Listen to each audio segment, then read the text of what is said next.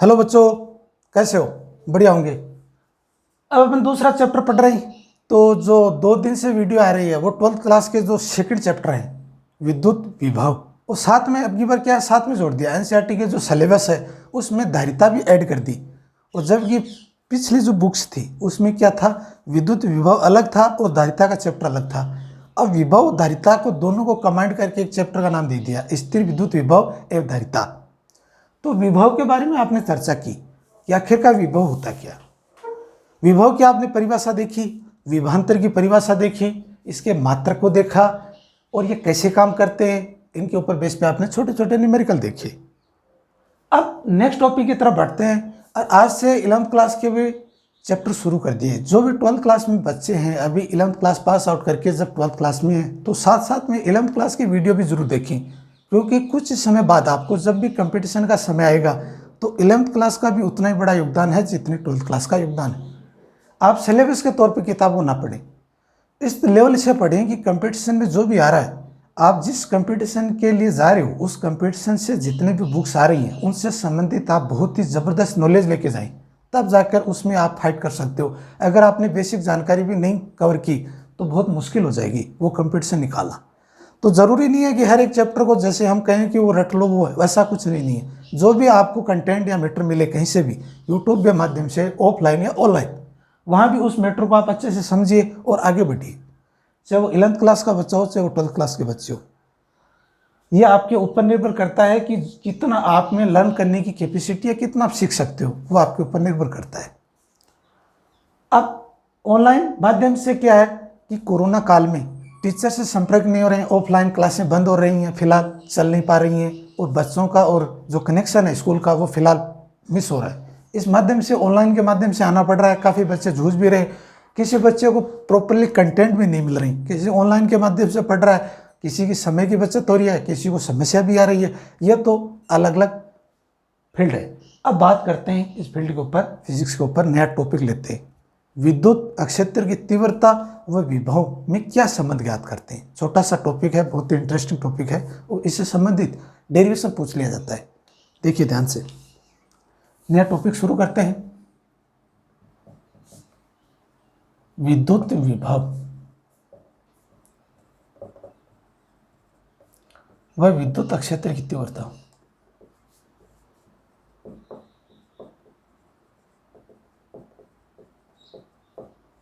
तीव्रता में संबंध।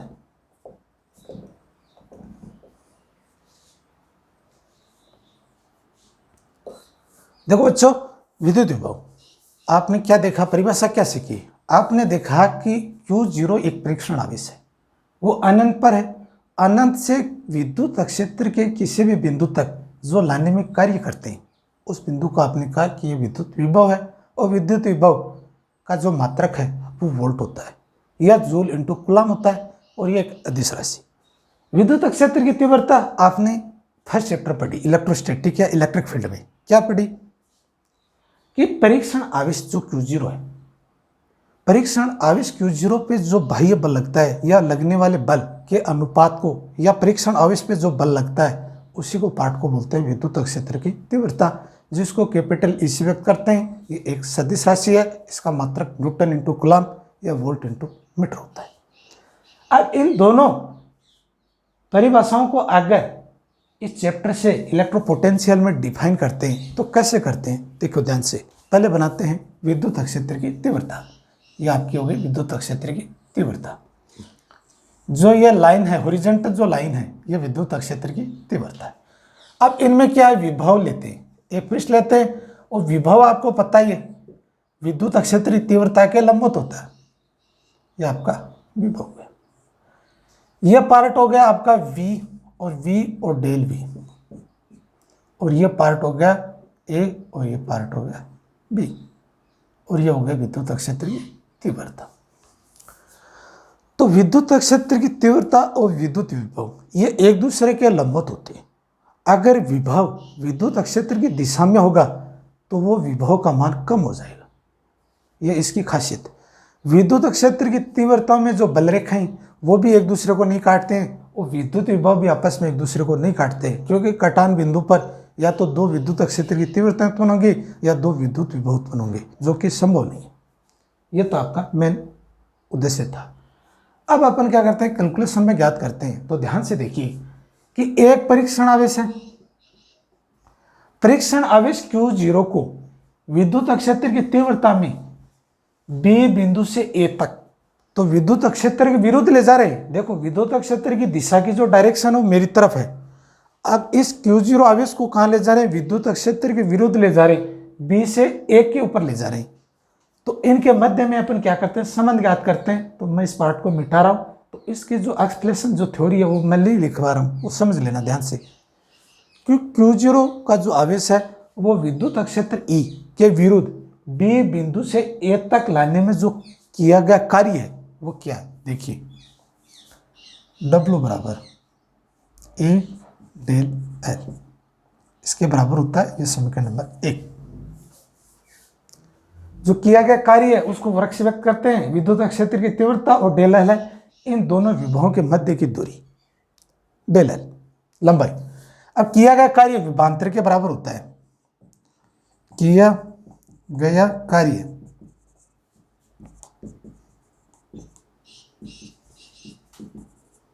विभवांतर के बराबर होता है। तो ये जो पार्ट है E डेल एल वो जाएगा V plus V del V। अब आपका जो मेन पार्ट है अब माइनस आ जाएगा। क्यों आ जाएगा कि दोनों जो विभव है, A विभव है उस पे है V और B बिंदु पर है V plus del V। Del V क्या हो जाएगा, V विभव में अलग परिवर्तन, जैसे करते हैं ना दूरी में अलग परिवर्तन, जैसे L लंबाई है तो डेल L उसकी लंबाई में परिवर्तन हो गया, तो ये विभव में परिवर्तन हो गया। इन दोनों का अंतर ज्ञात करते हैं, आखिरकार कितना आता है। जब इसका अंतर ज्ञात करते हैं तो E डेल L बराबर V माइनस डेल V, क्योंकि ये माइनस का जो सिंबल है ये जब कोष्ठक को बाहर रखते हैं तो ये पॉजिटिव मान है वो नेगेटिव हो जाएगा, V से V कैंसिल हो जाएगा। आपका जो मेन पार्ट है वो E डेल L बराबर माइनस डेल V पार्ट हो जाता है।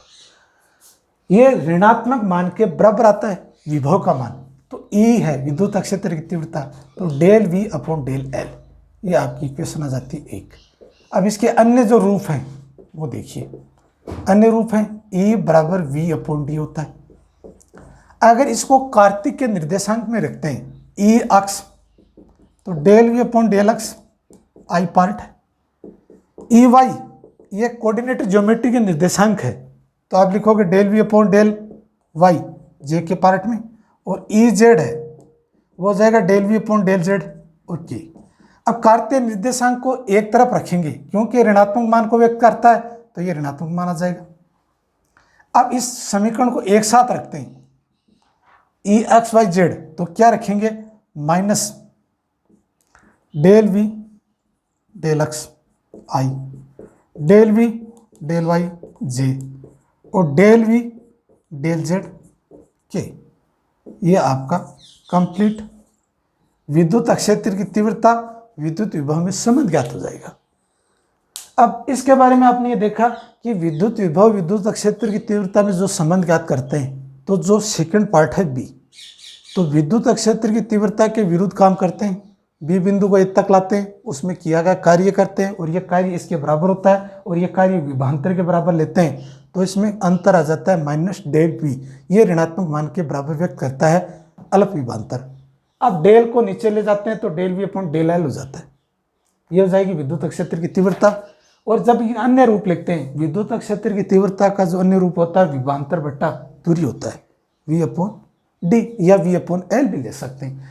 L दोनों प्लेटों के बीच की डिस्टेंस भी होती है और L भी होता है, तो इसका अन्य रूप V अपॉन L भी ले सकते हैं। L भी लंबाई है, D भी फोर डिस्टेंस है, इनसे व्यक्त कर सकते हैं। तो इनका कार्तीय निर्देशांक ऐसे होती है, ये जो पार्ट है ये पार्ट y को व्यक्त करता है, ये पार्ट x को व्यक्त करता है, ये पार्ट z को करता है, थ्री ज्योमेट्री। तो इसमें जो ये पार्ट है वो I कोऑर्डिनेटर हैं, ये j कोऑर्डिनेटर हैं और ये k कोऑर्डिनेटर हैं, ये एक दूसरे के लंबवत होते हैं। इस तरह से इनकी कोऑर्डिनेटर ज्योमेट्री है। तो ये ऋणात्मक मान है, ये तो मैंने बाहर रख दिया, और ये निर्देशांक मान को मैंने कोष्टक के अंदर रख दिया। अब जो अगर आप समीकरण में इसे मान दिया होता है या इक्वेशन दी होती है, इसका मान भी ज्ञात कर सकते हो, न्यूमेरिकल भी ज्ञात कर सकते हो। यह तो था आपका बेसिक। अगर आपसे परीक्षा में पूछ लिया जाए विद्युत विभव या विद्युत क्षेत्र की तीव्रता में संबंध, रिलेशनशिप, यह आपको ऐसे ज्ञात करना है। अब विद्युत स्थितिज ऊर्जा, नया टॉपिक लेते हैं। विद्युत स्थितिज ऊर्जा के बारे में समझते हैं आखिरकार है क्या। देखिए ध्यान से,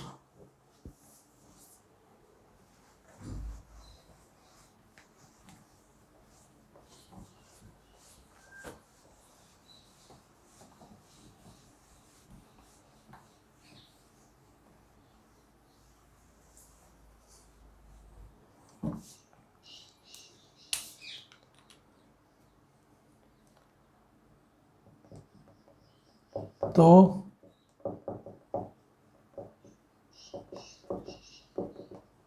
आवेश के कारण स्थितिज ऊर्जा,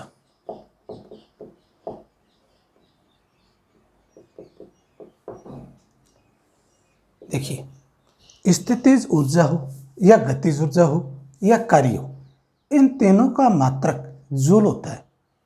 वो तीनों के तीनों अदिश राशियां होती हैं।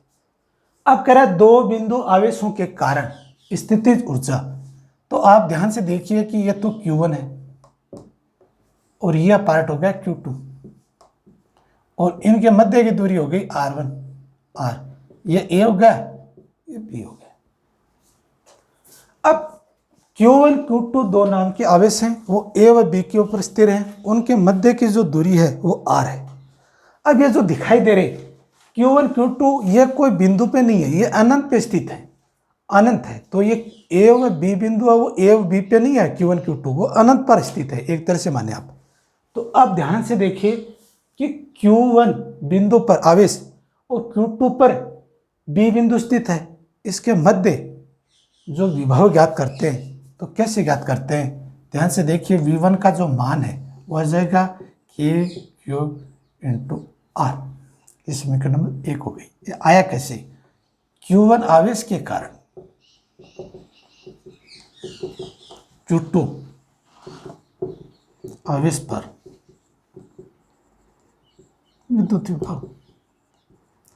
अब Q2 का जो मान है आवेश का वो ज्ञात करेंगे, वो आप मान के चले अनंत पर है। अनंत से B बिंदु तक लाने में Q2 आवेश को कितना विभव लगेगा और B से A तक लाएंगे तो उसके अंतर कितना कार्य करना पड़ेगा, ये पार्ट है। तो अब ध्यान से देखिए, अनंत से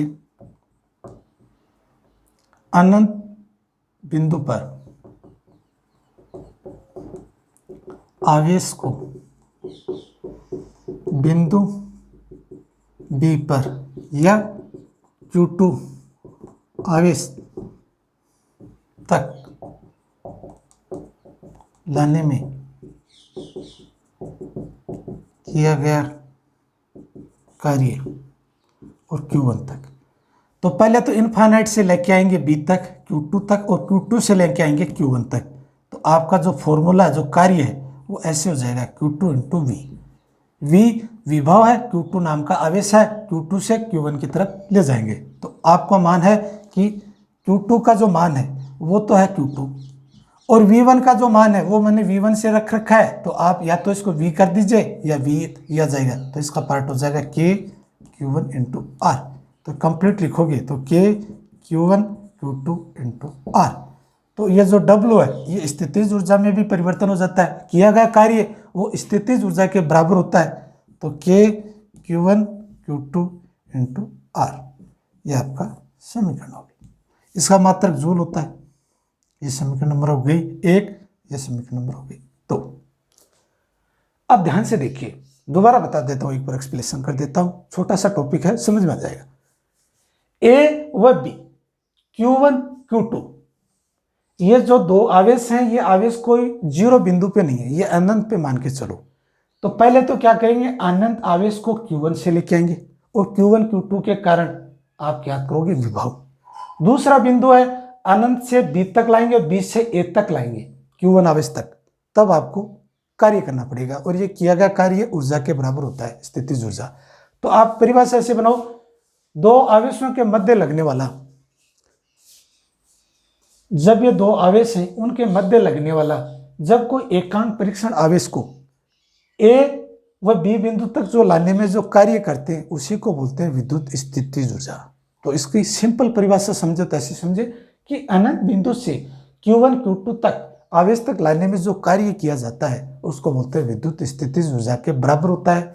और ये फर्स्ट पार्ट है, ये अनंत से Q1 तक लाते हैं तो इसमें विद्युत क्षेत्र का जो बाह्य बल वो काम नहीं करता है, तो आप डायरेक्टली क्या करते हैं, विभव वाला डायरेक्ट सूत्र लगा देते हैं जो एक कारण दे रखा है। सेकेंड वाले में अनंत से Q2 तक लाएंगे तो ये तो विभव की तरह हो जाएगा जैसे फर्स्ट था, बट Q2 Q1 तक और जब चलेंगे तो उसमें कार्य की जरूरत पड़ेगी। तो ये जो आपका कार्य है ये इसके बराबर है, इसी कार्य ये स्थितिज ऊर्जा के बराबर काम करता है। अब इनको चिन्ह के सहित रखते हैं, इसमें चिन्ह बहुत बड़ा पार्ट होता है। अगर ये पॉजिटिव है तो ये पॉजिटिव है तो इसमें प्रतिकर्षण बल लगेगा, एक दूसरे आवेश दूर की तरफ विच्छेदित होंगे। अगर इनमें से माइनस माइनस है तो भी ये विच्छेदित होंगे।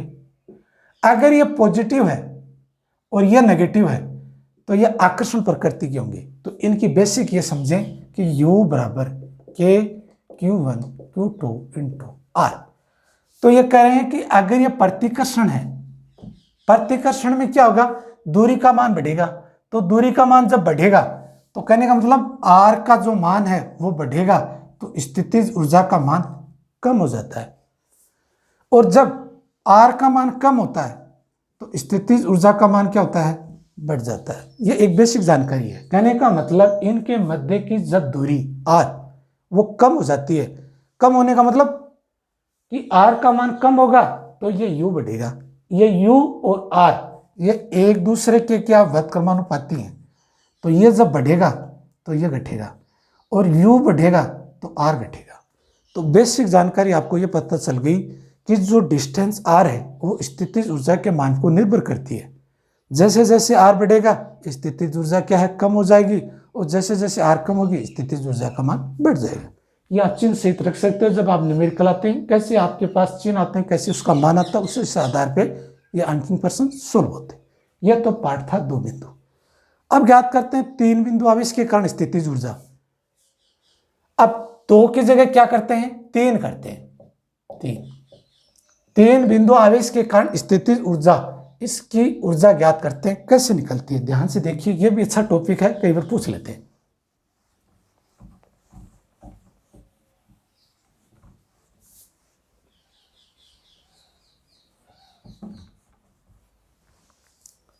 स्थितिज ऊर्जा में क्या है, 3 जब बिंदु है तो एक ट्रायंगल ले लेते हैं, एक त्रिभुज ले लेते हैं।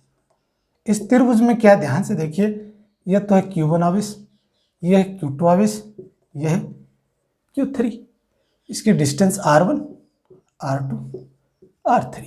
ये बिंदु A, ये बिंदु B और ये बिंदु C।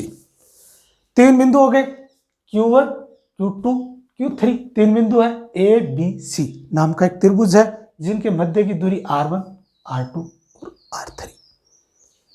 अब ध्यान से देखिए कि जब स्थितिज ऊर्जा का फॉर्मूला आपने जस्ट अभी ज्ञात किया, वो आता है कि Q1 Q2 इंटू R। ये आपका फॉर्मूला आता है। अब ये फॉर्मूला आपको यहां यूज करना है। तो ध्यान से देखिए कि Q1 Q2 के कारण लगने वाला विद्युत विभव, तो जो U बराबर U12 U23 U31, ये पार्ट हो गए। 1 2 का मतलब 1 से लेकर 2 तक, दूसरे पार्ट में 2 से 3, तीसरे में 3 से 1। तो कुल स्थितिज ऊर्जा का फॉर्मूला हो जाएगा K Q1 Q2 R12 K Q2 Q3 R23 K Q3 Q1 R31। इस स्थितिज ऊर्जा में क्या कॉमन आ जाएगा, K कॉमन आ जाएगा, Q1 Q2 R12 Q2 Q3 R23 Q3 Q1 R31। ये आपके पास समीकरण आ जाएगी। समीकरण नंबर 1 व 2। K का मान आपको पता ही है, तो यहाँ रखते हैं U बराबर 1/4 पाई एप्सिलॉन नोट। अब सिग्मा से व्यक्त करते हैं, सिग्मा डबल आएगा। क्यों डबल आएगा? क्योंकि क्यू का मान है वो डबल है। तो ध्यान से देखिए, आई बराबर 1, आई बराबर n, यहां से लिखेंगे k बराबर 1 और k बराबर n, क्यू आई क्यू के आर आई इंटू के 1 2। अब इसके आगे ध्यान से देखिए, 1/2 और लगा देते हैं, 1/2। ये आपकी स्थितिज ऊर्जा का फॉर्मूला आता है। अब कंफ्यूजन ये हो रही हो कि ये 1/2 क्या है? ये 1/2 मान नहीं है, ये 2 बराबर भागों में विभाजित कर रहा है, इसके 2 घटक होंगे। 1/2 का ये नहीं है कि 1/2 मान आ रहा है, ये 2 घटकों में विभाजित कर रहा है। एक घटक तो है आपका आई, दूसरा घटक है के। ये जो 2 घटक है इसको बाहर से 1/2 के रूप में सिंबल से व्यक्त करते हैं, तो ये 2 घटकों में विभाजित हो जाता है। एक घटक तो हो जाता है आई बराबर 1, तो के का मान हो जाएगा 2। अगर के का मान 1 है तो आई का मान क्या हो जाएगा 2। यह नहीं है कि आई का मान 1 है तो के का मान 1 है, यह कंडीशन ऐसी नहीं हो सकती। एक दूसरे के मान ये बराबर नहीं होंगे। अगर आई का मान 1 है तो के का मान 2 होगा, अगर के का मान 1 है तो आई का मान 2 होगा। यह आपके 3 बिंदु आवेश के कारण स्थितिज ऊर्जा मैंने डायरेक्ट ले रखा है। अब थ्योरी बनाना चाहते हो बना सकते हो। माना कि बिंदु ए बी सी नाम का त्रिभुज है, ए पर क्यू आवेश है, बी पर Q2 आवेश है और सी पर Q3 आवेश है, जिनके मध्य की दूरियां R1 R2 R3 है। स्थितिज ऊर्जा की सूत्र की सहायता से U बराबर U12 23 31, इनमें स्थितिज ऊर्जा का आपने फॉर्मूला रखा, के कॉमन ले लिया, के का मान 1/4πε लिख लिया, और Q1 Q2 के जो 2 मान है, एक तो आपने I बराबर 1 से और के बराबर I बराबर 1 और k बराबर 1 अलग अलग मान रखें। तो यहाँ k बराबर 1 न रख के अपन क्या करते हैं, इसको डायरेक्ट 2 रख देते हैं। क्यों रख देते हैं कि 2 मान एक साथ समान नहीं आ सकते हैं। अगर ये 1 है तो ये 2 हो जाएगा, अगर ये 2 है तो ये क्या हो जाएगा 1 हो जाएगा। तो यहाँ क्या करते हैं 1 रख देंगे, तो यहाँ 2 रख देंगे। I और k के रूप में आपने व्यक्त कर दिया। 1/2 है, ये 2 घटकों को विभाजित करता है, एक I और एक k के मान को। ये आपका पार्ट होगा 3 बिंदु आवेश के कारण स्थितिज ऊर्जा। तो ये समझ में आ गया होगा, इससे संबंधित इसका मात्रक जूल होता है। अब नेक्स्ट टॉपिक की तरफ बढ़ते हैं। छोटा सा टॉपिक है, बाह्य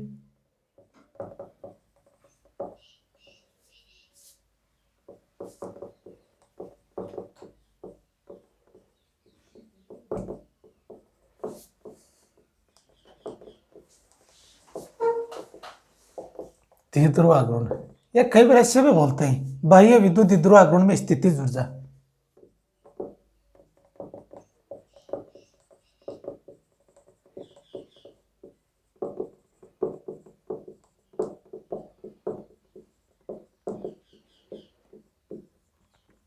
कहने का मतलब यू का मान पूछ रखा है।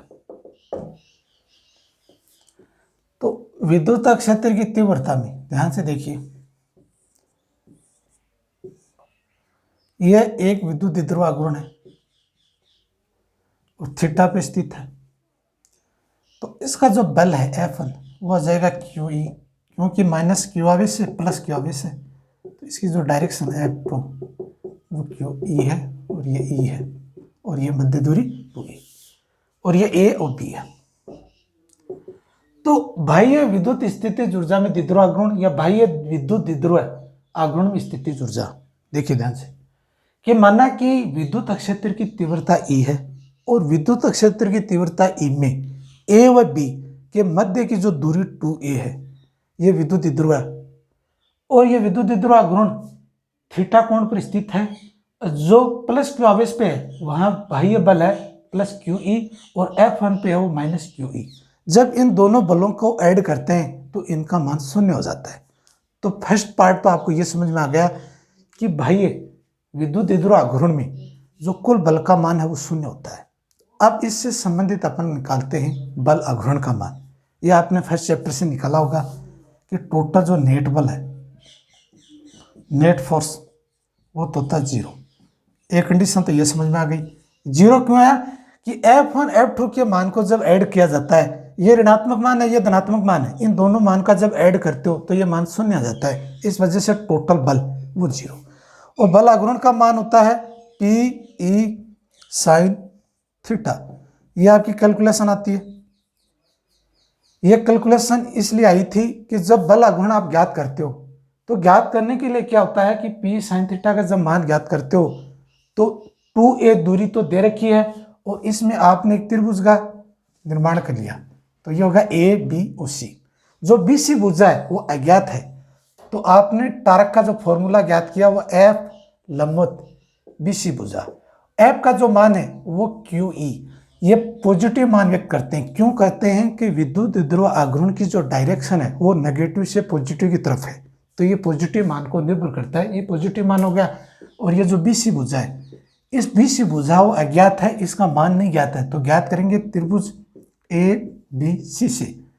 तो ए बी सी में क्या है, साइन थीटा जब ज्ञात करते हैं तो ये होता है लंब बट्टा कर्ण, और लंब का मान तो है बी सी और कर्ण का मान है ए बी।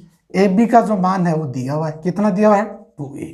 तो आपकी जो बी सी भुजा है वो जाएगी 2a साइन थीटा। आप बी सी की जगह ये मान रख सकते हो, तो ये रखोगे तो क्या जाएगा Q E 2a sine theta. अब आपको ये पता है टारक का मान, तो क्यू डॉट 2a ई साइन थीटा, तो टारक का फॉर्मूला जाएगा क्यू डॉट 2a, ये विद्युत ध्रुव आघूर्ण है तो इसको आप पी से व्यक्त करते हैं तो ये होगा पी ई साइन थीटा। अब वेक्टर के रूप में लिखो तो ये भी सदिश है, पी भी सदिश है, ई भी सदिश है, ये इसका वेक्टर का रूप हो गया। तो ये मान तो आपका ये आ गया। ये दोनों मान आपको आइडियाज हो गए, इस माध्यम से ये मान निकल के आए हैं। अब अपन क्या करते हैं, थीटा 1 से थीटा 2 की तरफ कन्वर्ट करते हैं कि जब कोण थीटा पर है तो ये थीटा 1 से थीटा 2 की तरफ जब कोण घूमता है तो ये कार्य करता है, और ये कार्य किसके बराबर होता है इसका मान देखते हैं। तो ये मैं मिटा रहा हूं इस पार्ट को, ये समझ में आ गया होगा आपको।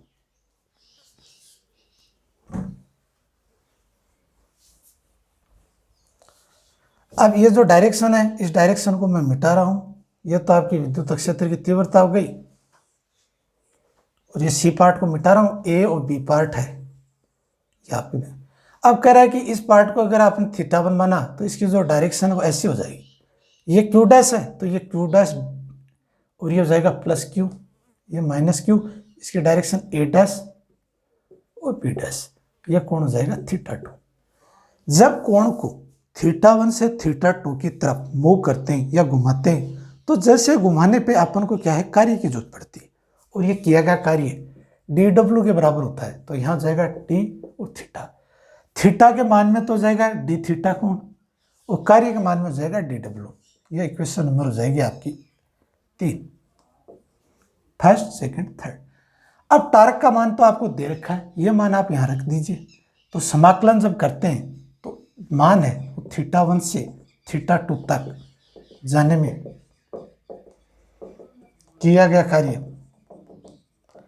तो समाकलन की विधि से डी डब्ल्यू थीटा 1 से थीटा 2 तो डी थीटा।